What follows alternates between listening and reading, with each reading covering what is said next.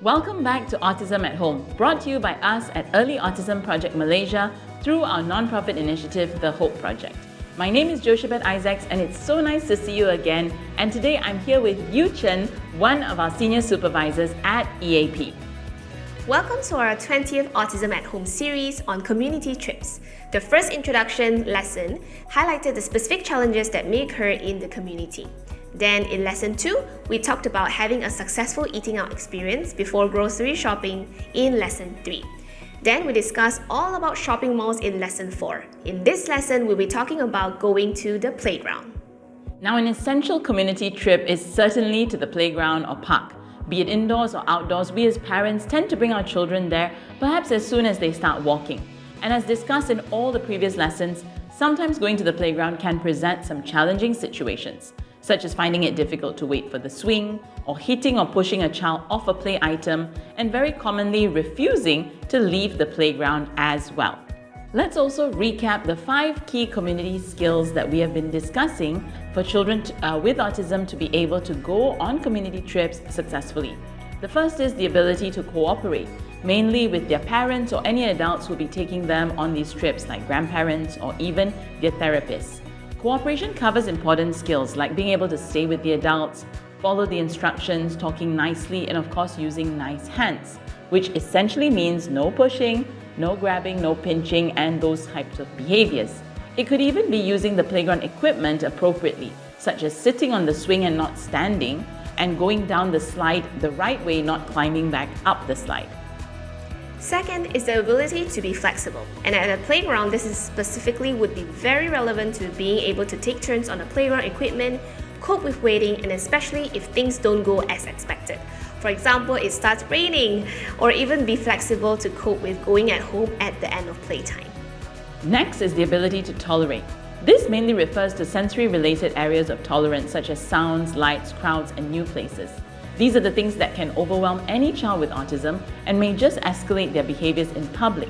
On the playground, we usually see some of our kiddos struggle to tolerate new people and other children, especially when they're laughing very loudly or cheering or maybe even just running and chasing about. That can be quite overwhelming for some of our kiddos. Next on the list is two-way communication. Clear communication of what is happening, when, how, where, and why are all critical in helping children with autism understand the event as well as the expectations. Additionally, it is critical for them to have a clear method of communicating their basic needs and wants, either verbally or via an alternative communication method like the Picture Exchange Communication System or PECS or the communication apps. With that being said, if your child struggles with any of the mentioned areas, do go back and check out our previous Autism at Home series, especially Unit 4 on cooperation, Flexibility Unit 7, Tolerance Unit 15, Communication Unit 5. Last but not least, it is learning the actual expectation. The expectation on the playground are more specific to playing with the playground equipment appropriately, taking turns and being able to transition from activity to activity appropriately, and then essentially going home. And as usual, we would always remind and repeat the 3 key ABA strategies of break skills down, reinforce, and repeat, as well as 90% of your focus should be on preventative and teaching strategies, and only 10% of your effort is on reactive strategies. So let's look through the 90% of our energy on proactive strategies, starting with those preventative strategies before we move on to some of those teaching strategies. The 5 P's of preventative strategies recommended in these lessons have been planning your trip, preparing your child, practicing at home, packing your bags, and preparing for the worst. Now, first, planning your trip. There are 3 simple tips to this. Set your child up to be successful by breaking down the difficulty level of the trip. You could break down the size of the place, so for your child to visit the smaller playground or parks first before the bigger ones. Definitely do not start with places like Sunway Lagoon in Malaysia or Disneyland overseas. And then, of course, starting with a shorter duration first before increasing your time. For example, you start at 5 minutes, then 10 minutes, then 15, and so on. And if it does get a bit overwhelming for your child, you could consider shortening the duration of your visit or even consider leaving the place earlier than expected. Lastly, you could build up your child's tolerance to the crowds, starting with a very low peak hour like super early in the morning or much later in the evening, then gradually increasing their tolerance to a more peak period and bigger crowds. Second, you actually plan your exact walkthrough. You park your car near the entrance, you identify what road you're taking, the potential triggers along the way. All this can help you plan better. Additionally, it would be also helpful to find out if there are any upcoming events at any of the preferred playgrounds through social media announcements, event posters, and the list goes on. Knowing this information is critical to help you plan your trip. Now, let's prepare your child. Two-way communication is the fourth item of the 5 key community skills. Preparing your child for any visit is done best through visual communication. This means using all the necessary visual strategies to communicate to your child what is going to happen, when, where, why, who, and how. A social story can communicate the key details for your child in a manner that they understand best, or even a video model. Then there is the visual schedule, which is essentially a clear step-by-step visual guide to help your child understand the flow of the visit. Next, a visual rule card. This is a very helpful tool to have when you are taking your child out to a community place. A basic rule for all community visits includes stay with me, listen to parents, and nice hands. Then, a visual token board. This could go hand in hand with the rule card and schedule so your child can see clearly the expectation and then the reward. The basic rule card can be utilized with children who are more affected with autism and who are more gradual learners. If necessary, consider targeting only one expectation, stay with me, to help your child be more successful in the meeting of expectation. For those who are higher functioning, a traffic light system can be utilized instead. Lastly, visuals for your child to communicate to you, be it text or an app. Thirdly, it's to practice at home, and this would be similar to the teaching strategies that we've mentioned in the past lessons.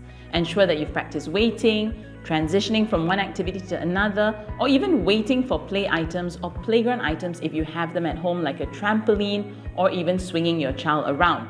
The other area of practice would certainly be having children over and your child being able to tolerate other children playing with your child's toys, or even just taking turns, or even just being around another child. Fourthly is to pack your bag.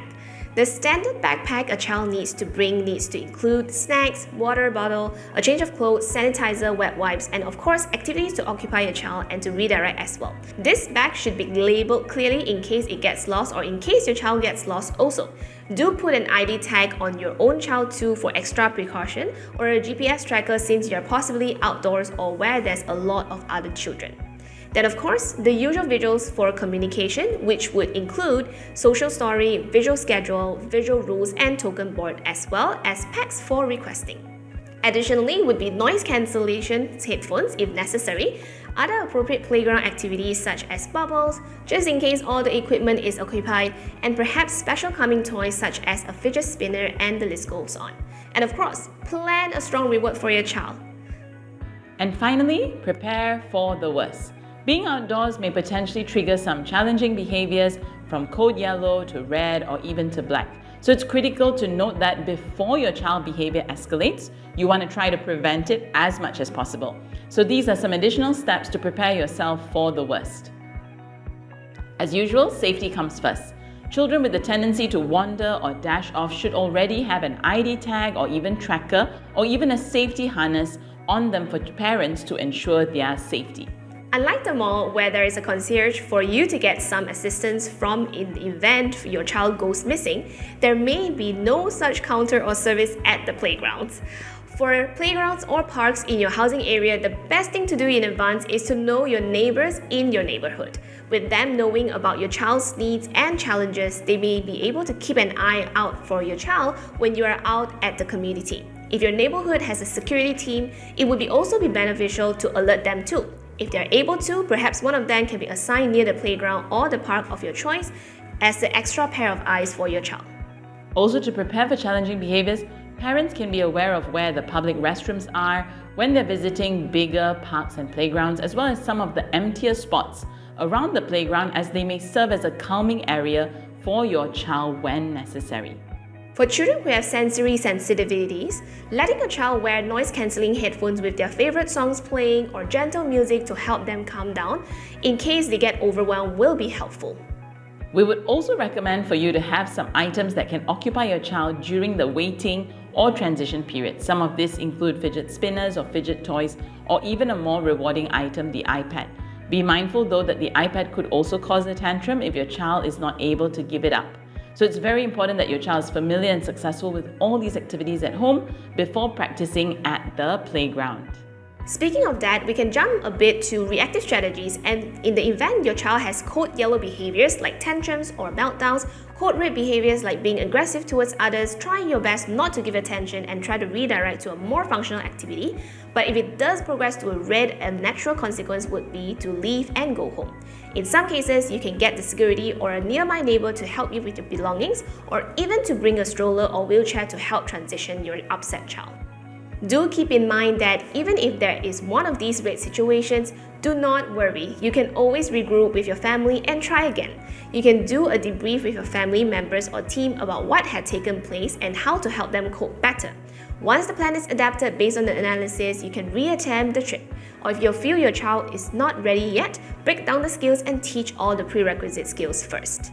Next is the ultimate worst case scenario. That is in the event your child does go missing. So the first thing to do immediately, contact the security, alert your neighborhood and start the search party, as well as checking any available CCTVs to trace your child's footsteps. While it is very difficult, we encourage all parents to stay calm and to cooperate with the security by giving the clearest description of your child, including what they're wearing on that day, as well as to identify possible locations your child may have wandered off to. We're advised to usually check water areas, and we would encourage you to take as much effort to prevent this from happening. But perhaps you find that you have tried these strategies but are facing a lot of different challenges and it is not successful at all. Perhaps it boils down to some teaching strategies that you need to strengthen your child's core foundational skills at home first before generalizing to the playground. And when it comes to teaching, we need to remind the 3 key ABA strategies of break skills down, parent reinforcement, and providing sufficient practice. Now it's your turn. Plan your trip to the playground. Choose a suitable playground at a suitable low-peak period time. Alert your neighborhood committee and the security team. Prepare your child before. Prepare your key materials and proceed with the practice. Identify if there's any of those 5 key community skills that need to be strengthened at home. And do try to teach your child those skills in a broken down manner. Well, that's it for this lesson on going to playgrounds. Do remember to plan your trip, prepare your child, practice at home, pack your bags, and prepare for the worst. Also, do remember the key strategies of break skills down, reinforce, and practice, as well as 90% of the effort on preventative and teaching strategies, resulting in hopefully only 10% of energy used on reactive strategies. Next up, we'll be talking about going to the cinema, so do stay tuned. Thank you for your support, and with the amount of interest we have received online, we have actually started providing online services and currently work with clients in other states of Malaysia, New Zealand, Philippines, Singapore, Switzerland, Indonesia, China, and Brunei as well. So do scan this QR code and get in touch with us for more information. And if you haven't already, do check out our free online resource platform, Autism at Home, which has all the corresponding articles and downloadables for you. And don't forget to subscribe to our YouTube channel, follow us on Instagram and Facebook to stay updated. Thank you for watching, and we will see you soon.